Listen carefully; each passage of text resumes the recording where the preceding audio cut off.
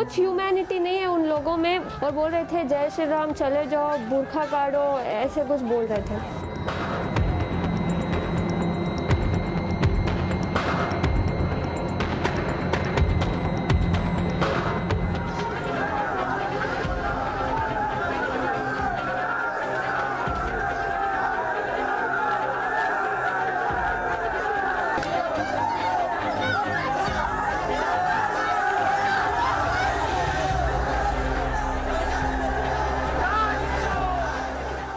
कल जो हो रहा था कॉलेज के पास, तो आपको पता था कि वहाँ बहुत भीड़? नहीं, मुझे कुछ नहीं पता था। मैं एज यूजुअल जैसे कॉलेज को जाती हूँ मैं वैसे ही गई। वहाँ मुझे बाहर से अटैक मतलब ऐसे ग्रुप बना के खड़े थे कि तू कॉलेज बुरखे के साथ कॉलेज के अंदर नहीं जाएगी, अगर तुझे कॉलेज जाना है तो बुरखा और जो हिजाब है वो काट के तू अंदर जा, या तो तुझे बुरखे में रहना है तो तू वापस घर चली जा। तो मैं अंदर आ गई। फिर मैंने सोचा कि मैं चुप चले जाऊंगी, लेकिन वहाँ इतने स्लोगन सुलझा रहे थे सब, बुरखा काट और जय श्री राम ऐसे कुछ बोल रहे थे। सो तब मैंने आवाज़ डाली जैसे। तो आप स्कूटर लेके अंदर चले गए? हाँ, अंदर चले गए। तो उसके बाद क्या हुआ? उसके बाद वही मैं गई, मैंने सोचा कि मैं क्लास के अंदर चले जाऊंगी ऐसे ही करके, लेकिन वो लड़के मेरे पीछे आ रहे थे जैसे कि वो सब अटैक कर रहे थे। 40 मेंबर्स थे, मैं अकेली थी।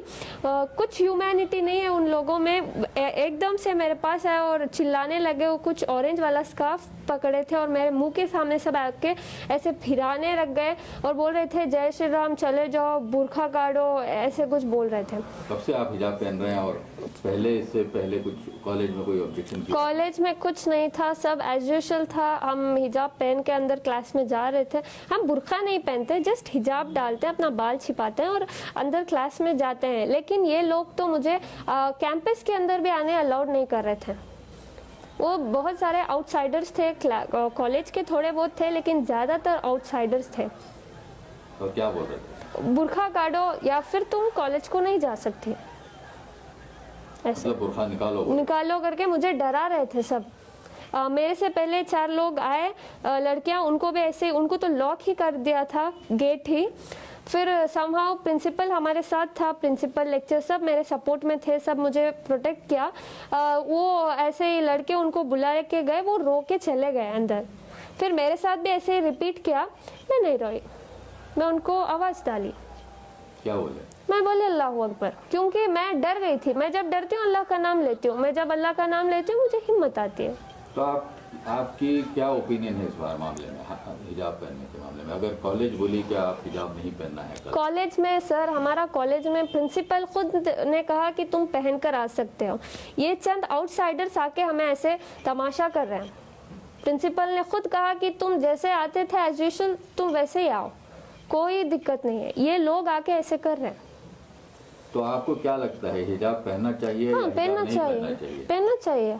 तो अगर उस पर ऑब्जेक्शन रहा तो आपकी क्या ओपिनियन है? मुझे भरोसा है मेरे इंडियन कॉन्स्टिट्यूशन पे कि ऐसे अगेंस्ट नहीं जाएंगे।